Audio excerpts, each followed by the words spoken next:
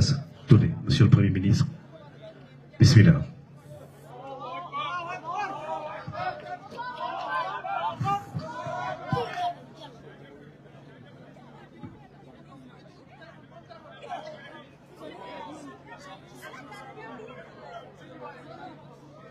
Okay, assalamu alaikum wa rahmatullahi wa barakatuh. Dinañu njëkk jàng li ñu bataaxal bi ñu bëgg a wax ci kàllaama tubaab ngir suñu gan yi bu ñu paree dinañu waxtaan tuuti ak mbooloo mi ci kàllaamay wolof. Monsieur le ministre de l'Hydraulique et de l'Assainissement, Messieurs les ministres, Madame Li Yang, chargée d'affaires de l'ambassade de la République populaire de Chine au Sénégal, Madame le gouverneur de la région de Louga, honorables députés, Mesdames et Messieurs les préfets, Messieurs les sous-préfets, Monsieur le président du conseil départemental de Kébémer, Monsieur le maire de la commune de Darou Marnane, Messieurs les maires, Monsieur le chef de village de Fass Touré, Monsieur le représentant du Khalif de Fass Touré, Mesdames et Messieurs les directeurs généraux, directeurs nationaux et chefs de services déconcentrés, Monsieur Pang Dongsong, vice-président de CGCOP Group, notabilités religieuses et coutumières, Mesdames et Messieurs les représentants des organisations et autres associations, chers participants, distingués invités. C'est avec un réel plaisir que je viens ici à Fass Touré au nom de son Excellence, Monsieur le Président Bassirou Diomaye Diakhar Faye, procéder au lancement officiel des travaux de la phase 2 du projet d'approvisionnement en eau potable en milieu rural. Je voudrais tout d'abord exprimer à l'assistance toute ma gratitude pour l'accueil chaleureux et la forte mobilisation qui témoignent, si besoin en était, de votre adhésion à l'action gouvernementale dont les réalisations visent essentiellement à prendre en charge les préoccupations des populations dans tous les domaines. Ces remerciements vont également à l'endroit du Khalif de Fass Touré, Serigne Abdelaziz Touré, à qui nous souhaitons longue vie et bonne santé. Vos prières et encouragements constituent pour nous une intarissable source de motivation et d'engagement. Mesdames, Messieurs, je précise que cette cérémonie s'inscrit dans le cadre d'une série d'actes de matérialisation de la volonté du chef de l'État et de son gouvernement d'améliorer significativement l'accès sécurisé à l'eau pour tous les usages. Pour rappel, dès l'inauguration de notre mandat, à la deuxième réunion du Conseil des ministres tenue le 17 avril 2024, l'une des directives présidentielles portait déjà sur la tenue d'un conseil interministériel sur le secteur hydraulique afin de faire des propositions urgentes visant notamment l'accélération des réalisations des projets hydrauliques, l'évaluation des délégations de services publics de l'eau en milieu urbain et rural, l'évaluation du système de tarification de l'eau et l'adoption d'un grand programme national consolidé d'accès à l'eau potable. Je précise que ce conseil interministériel a été tenu depuis lors. Comme vous l'avez tous constaté, plusieurs initiatives ont été lancées, dont la plus marquante est celle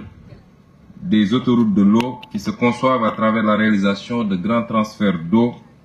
depuis des sources de grande disponibilité vers celles déficitaires et de grande consommation. Ainsi, cette initiative portera entre autres sur le grand transfert du lac de Guiers vers le triangle Dakar-Mbour-Thiès, incluant une branche vers la ville de Touba, dont le réseau sera intégralement renouvelé et modernisé.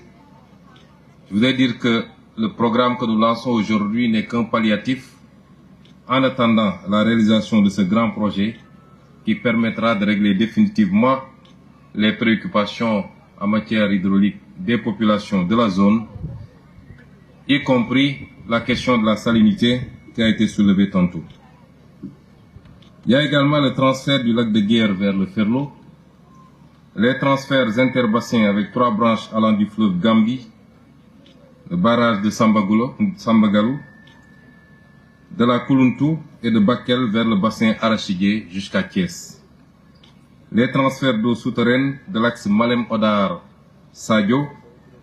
entre autres. D'ailleurs, au regard des ambitions déclinées à travers l'agenda national de transformation Sénégal 2050, la garantie de l'accès sécurisé à l'eau, qui constitue un droit humain fondamental consacré par les Nations Unies, revêt une dimension primordiale. Dès lors, la seule approche qui s'impose est de s'inscrire dans la construction de solutions structurelles et équitables à travers le nouveau référentiel 2050. L'un des principaux engagements est de faire du Sénégal un pays juste où les inégalités sociales et les iniquités territoriales seront fortement réduites et où tous les citoyens bénéficieront de la même qualité de services, d'éducation, de santé, d'accès à l'eau,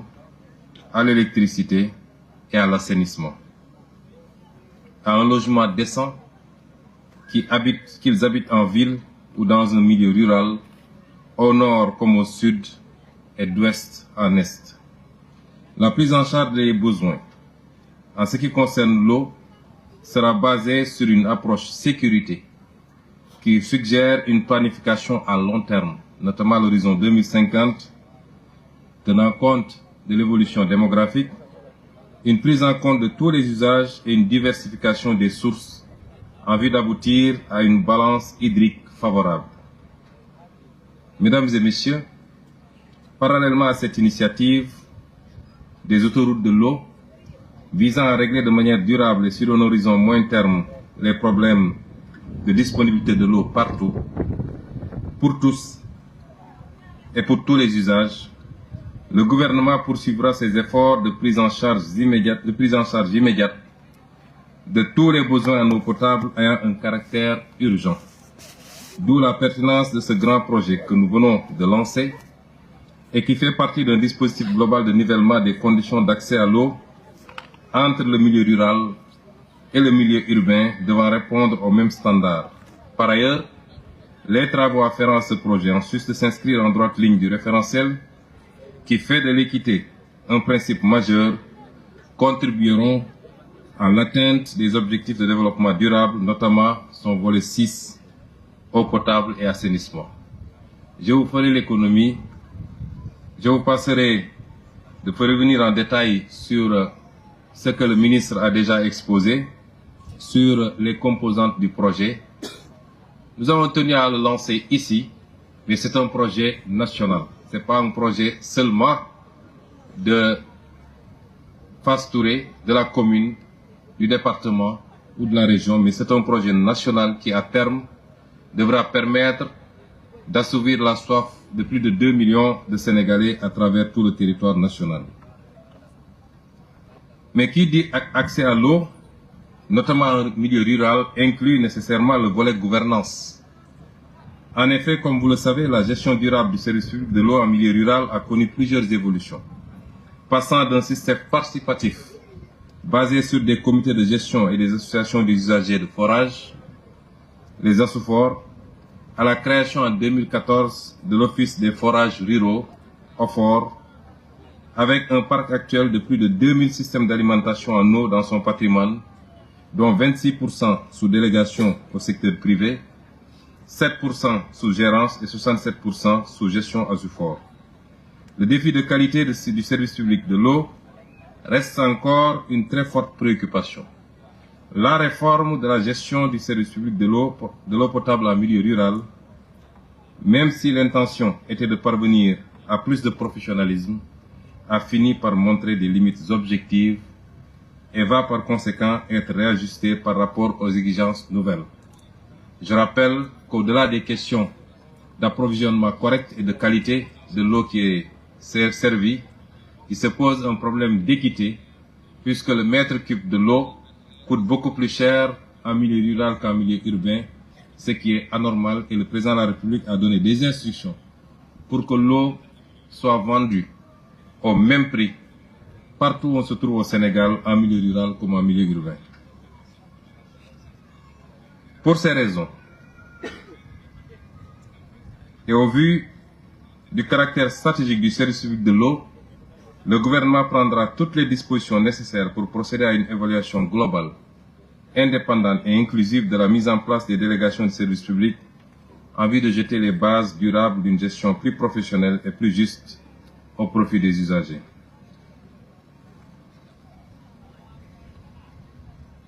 Monsieur le chargé d'affaires de l'ambassade de la République populaire de Chine au Sénégal, je voudrais à travers votre personne remercier, au nom du président de la République, de son gouvernement ainsi que de toutes les populations bénéficiaires, la République populaire de Chine. Je me réjouis de notre coopération féconde et exemplaire dont la conception et la mise en œuvre de ce projet constituent une parfaite illustration. Mesdames et messieurs, je félicite également les autorités administratives et territoriales pour l'excellente organisation de cette cérémonie en rapport avec les services du ministère de l'Hydraulique et de l'Assainissement, notamment l'OFOR, que j'encourage pour la bonne dynamique notée dans la gestion de l'eau en milieu rural, nonobstant les difficultés. En outre, je tiens à remercier les partenaires techniques et financiers des travaux, à savoir Exim Bank Chine et l'entreprise Chegekok. Monsieur le ministre de l'Hydraulique et de l'Assainissement, avant de terminer mon propos, je voudrais vous féliciter avec vos équipes pour toutes les initiatives que vous êtes en train de prendre et également pour encourager et poursuivre les projets en cours, notamment l'élaboration du programme national d'accès à l'eau potable, la finalisation de la phase préparatoire du projet du grand transfert d'eau, la finalisation du projet de texte sur l'autorité de régulation du secteur de l'eau, l'évaluation des délégations du service public de l'eau, ainsi que la finalisation et la mise en œuvre des conclusions des concertations nationales inclusives sur l'eau et l'assainissement tenues à Kaolack du 21 au 23 novembre 2024. Toutes ces initiatives permettront de régler définitivement la délicate problématique de l'accès à l'eau au Sénégal pour les populations. Enfin, l'acte d'aujourd'hui marque le lancement des grands chantiers du président Bassirou Diomaye Faye dans les prochaines semaines et mois. Le pays entier sera en marche vers son destin et sa transformation à travers un portefeuille de programmes et de projets structurants et une gestion assainie tenant compte des impairs du passé. En effet, lors de ma déclaration de politique générale, parlant de la gestion antérieure, je rappelais que l'action publique se résume essentiellement à du saupoudrage. Elle mobilise le temps et l'énergie de nombreux acteurs, elle coûte cher, mais a peu d'impact. Et je concluais plus loin que dorénavant, la politique d'investissement public, les partenariats de type public-privé, notamment, sera repensée pour corriger les déséquilibres et les imperfections constatées au cours de la dernière décennie. Une attention particulière sera apportée au coût unitaire, en redéfinissant la politique de commande publique et en retenant partout des prix de référence. La qualité des ouvrages et les délais de livraison de la commande publique seront des impératifs que tout contractant devra respecter. Par-dessus tout, la transparence devra être de rigueur dans le choix des entreprises contractantes qui devront remplir toutes les exigences de qualification et d'expérience requises. L'optimisation, l'efficience et la transparence seront désormais les maîtres mots de la politique d'investissement pour la transformation structurelle du Sénégal et la satisfaction des besoins de concitoyens. Monsieur le ministre, messieurs les partenaires, chers représentants de l'entreprise, nous vous exhortons à tenir ce projet dans les délais convenus, c'est-à-dire les 30 mois qui figurent dans la Convention. Sur ces mots, je souhaite un bon déroulement des travaux de la phase 2 du projet d'approvisionnement en eau potable en milieu rural. J'espère que, par la grâce d'Allah, le Tout-Puissant, nous espérons pouvoir revenir ici dans 30 mois, afin qu'ensemble nous puissions réceptionner les réalisations attendues de ce programme important. Je vous remercie de votre aimable attention. mbokk yi asalaamaaleykum gannaaw bu ñu nuyoo ñi fi teew ñëpp ci ay kilifa administration kilifa état kilifa diine dellu ziyaara suñu xalif suñu sëriñ Cheikh Abdoul Aziz Touré mi nga xam ne mooy wéyale liggéey bi fii ci Fass Touré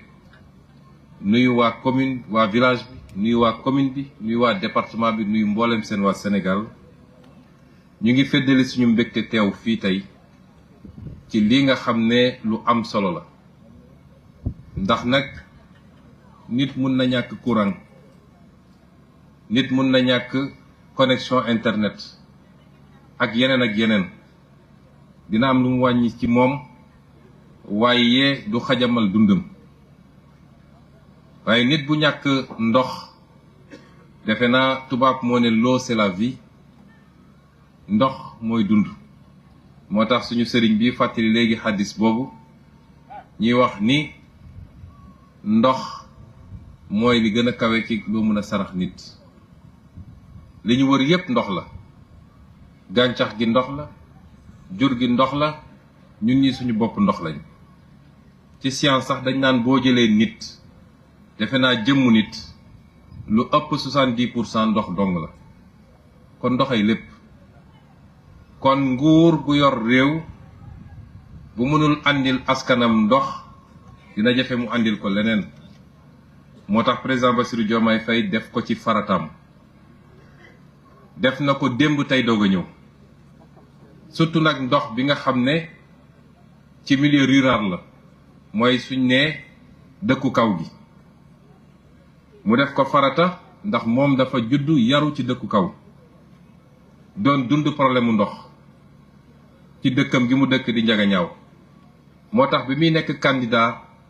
pour nekk maire Njagañaaw en 2022 daanaka li ëpp ci campagne am ci ndox mi la ko defoon problème yi ñuy jànkonteel moo tax lenn li gën a fës ci projet bi te mu ko doon wax toujours ci conseil des ministres mooy da ngay dem ci kaw gi nit ñi seen loxo jotul seen gannaaw nga ne andil nga leen ndox jox ko benn concessionnaire mu leen ñi fayeeku loo xam ne ñi nekk ci dëkku taax yi duñu fay loolu ci ndox mi waaye li gën a garaaw mooy dañ leen naan pour ñu andi ndox mi ba ca kër il faut nga fay léeg-léeg nit ñi joxe seen xaalis sax ñu naan leen tey suba ak gannaaw ëllëg loola tax boo seetoo ci projet bi dañu fexe ba dugal ci lay andi ndox mi ba ci biir kër yi branchement bi koy andi ba ci biir kër yi bu njëkk ba dañ daan def tuyau central bi rek ne kenn ku nekk nag xoolal lambal sa poos joxe pour ñu andi la ndox mi ba ci sa biir kër loolu amul ci dëkku taax yi waaye fii dañu jàpp ni dëkku kaw gi peut-être léeg-léeg doole gi demul noonu moo tax ci yërmandeem mu ne insister ba bu ñu négocier waatee projet bi ak suñu partenaires chinois yi ñu fexe ba dugal ci loolu kon loolu lu am solo la projet bii nag dina saafaral lenn ci problème yi ñu wax mun nañ ne sax projet ndëgëndiku la ndax li gën a am solo ci projet yi nga xam ne moo war a saafaral problème mu ndox ci Sénégal mooy li ñu tuddee les grands transferts d'eau Sénégal dafa am ndox gu bëri waaye ndox gi dafa am fu mu nekk lenn laa ngi fële lac de Guiers am na yoo xam ne nag ay bassin la foo dem ci Sénégal sud wala centre am na ay bassin yu am solo ñu ne nag dinañu def ay projet yu am solo yoo xam ne benn bi dinañ ko lancé ci lu soreetul incha allah pour dem jëlee ji ndox mi foofu te muy ndox mu neex ndox moo xam ne amul problème mu chlore amul problème mu xorom ñu xëcc ko ba régler problème yëpp bu ñu nee nag dañuy dellu lac de Guiers jëlee fa ndox pour yóbbu ko régler waale problème mu Touba régler waale problème mu Mbour régler waale problème mu Thiès waaye régler problème mu Dakar xam ngeen ni ndox moomu mënul traverser fii te du régler problème mu département Kébémer du régler problème mu région de Louga du régler problème mu fépp fu ndox mi di jaar rek ndax démb gisoon nañ ni ndox mi dañ koy jëlee lac de Guiers waaye boo demee dëkk yi wër Lac de Guiers ñoom seen bopp joxuñu leen ci ndox mi soo seetee fi ndox mi di traversé yëpp ñoom dañuy gis ci yooyu waaye ndox mi joxuñu leen ci loolu lañ ne nag balaa ndox mi di egg fenn fi muy romb yëpp dinañu fexe ba ñu jot ci ndox mi am ko ci anam yi mu gën a baaxee moo tax lii le temps ñuy réaliser loolu ndax grand transfert d'eau bi lu ñuy tàmbali tey la waaye ci li ñu programmé woon ak ministre bi ak techniciens yi ñoo ngi ko war a yeggali 2029 ci diggante bi nag ñu ne nañu dekkilaat forage yi tabax forage yu bees ba kenn du am problème ndox te forage yi ñu defar amaana problème xorom dina am waaye amaana du amit ndax ñi ngi ci étude yi ndax li gënoon a andi problème mooy dañ daan yem ci li ñuy wax nappe phréatique ndax soo jëlee suuf si dafa am ñaari nappe bu njëkk bi ne ci kaw mooy nappe phréatique waaye dafa am bu ñuy wax maastrichtienne bi nga xam ne moo nekk ci suufa suuf moo gën a bëri ndox fuuf waaye ñaare ndoxam mooy gën a neex ñu ne nag bii bi fi newoon ci nappe phréatique bi la yemoon waaye bii ñuy defar nii dañ koy yóbbu ba fu gën a xóotee pour egg ci nappe maastrichtienne bi am yaakaar ni lañ fay fekk ci ndox dina tane peut-être ndox bii ngeen di jàmbat kon ay projet nëgëndiku la waaye projet yu am solo la parce que kenn mënul ñàkk ndox comme ni ma ko waxee ñuy ñaan nag population yi ñoom ñëpp ñu farlu takku ci gannaaw président de la république ak takku ci gannaaw gouvernement bi ndax lii benn projet bu ndaw la ci li nga xam ne nag ci fan yi di ñëw la ñu war a lancer ci ay projet wàllu infrastructure wàllu courant li jëm ci mbay mi li jëm ci càmm gi li jëm ci napp gi li jëm ci industrie li jëm ci phosphate bi am na lu tolloog juróom benn fukk wala lu ko raw ci ay projet ci ay programme yoo xam ne dañ koy faram-fàccee ci ay téeméeri projet yu muy àndal yooyu moo war a transformer le Sénégal ba lépp li nga xam ne yaakaar la woon bu soobee yàlla nit ñi tekki seen bët ci ay réalisation loolu nag dinañ ko liggéey ci anam yu set ndax li xewoon ci réew mi projet ñàkku fi woon programme ñàkku fi woon xaalis bi nañ ko lebee mu jóge fu ne waaye jëfin gi moo rafetuloon mooy lu ñu ne fukk lañ ko war a jaayee ñu facturer ko ñaar fukk wala fanweer li waroon dem ci projet bi la ci bëri ñu tekk ko mu dem ci ay poos loolu nag moo jeex ci Sénégal takk bis ni ki tey ba tax nag ñuy ñaan population yépp ñu concentré wu ci liggéey bi coow li bëri na waaye li ci ëpp amul njëriñ ci réew mi dañ ko war a teg ci liggéey takk suñu ndigg te xam ne liy soppi réew du caaxaan ñii nga xam ne tey ñoo ñuy jàppale di Chine soo delloo lu matul juróom fukki at ci gannaaw ñoom tolloon nañu ci ndóol foo xam ne dañ doon am problème mu lekk xiif daan na fa rey ay junni million nit ci Chine bi waaye bi ñu demee ba xoolaat seen bopp takk seen ndigg xam ni développement kenn du ko fàggu muy jóge feneen waa réew ñooy développer réew ma daal di jublu ci liggéey tënku ci tey bokk nañu ci puissance yu gën a mag ci àdduna ba war a mën a ñëw di dimbali Sénégal kon la réew mi doon ñaan mooy am njiit yu baax njiit yu jub njiit yu bëgg réew mi njiit yu am gis-gis yàlla may na ko réew mi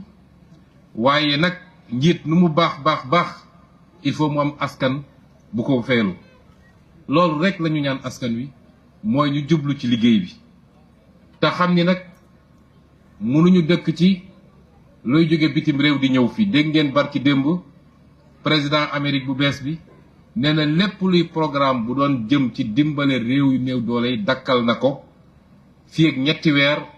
le temps mu saytu ko xool lu muy def ak lu mu dul def fii Sénégal am nañ ci programme yooyu li nga xam ne moo jëmoon ci courant bi ñu amoon ci lu ëpp 500 millions de dollars muy ay milliards yu dul jeex tey dakkal nañ ko est-ce que mën nañu wëy ci di xaar luy jóge bitim réew kon dañu gën a tënku ci concentré wu ci liggéey bi programme bi ñu woote ñëpp farlu ci te xam ni réew kenn du ko tabax ci benn fan waaye ku am gis-gis bi te farlu ci bu ñu nee ay at fu ñuy woote réew bu baax duñu fàtte sa réew kon loolu mooy message bi di am mbégte bu baax ci ni ngeen ñu tertoo di leen gërëm di amit yaqin ni projet bi projet bu barkel lay doon ndax dëkk bu barkel lañ ko doore di féliciter ministre Cheikh Tidiane bi ci choix bi mu def ci dëkk bu tedd bi ñu doore ko ci jaar ci xalif bi mu defal ñu ñaan ci projet bi gëm naa ni dinañ ci am ndox bu ball fu ne mën a régler problème mu Sénégal yi fu ñu munti nekk waaye doon ndox gu barkelit ndox gu neex ñu ngi leen di gërëm di leen sant asalaamualeykum wa rahmatullahi wa barakatu. jërëjëf monsieur le premier ministre di nuyu itam député yi fi teew yëpp délégation commission développement durable assemblée nationale président bi Ibrahima Mbodj ak Amy Ndiaye ànd si ak Cheikh Omar Bamba Diop Alioune Badara Diagne Moussa Mbaye Ousmane Diop Seynabou Yacine Sam Alioune Sène Koumba Ndiaye Mariam Fall Bouli Doucouré ñu ñaan nit ñi ñu toog ndax premier ministre mën a ànd ak délégation bi mu àndal jërë ngeen jëf Fass Touré ñu leen di gërëm di leen sant yéen ñëpp asalaamaaleykum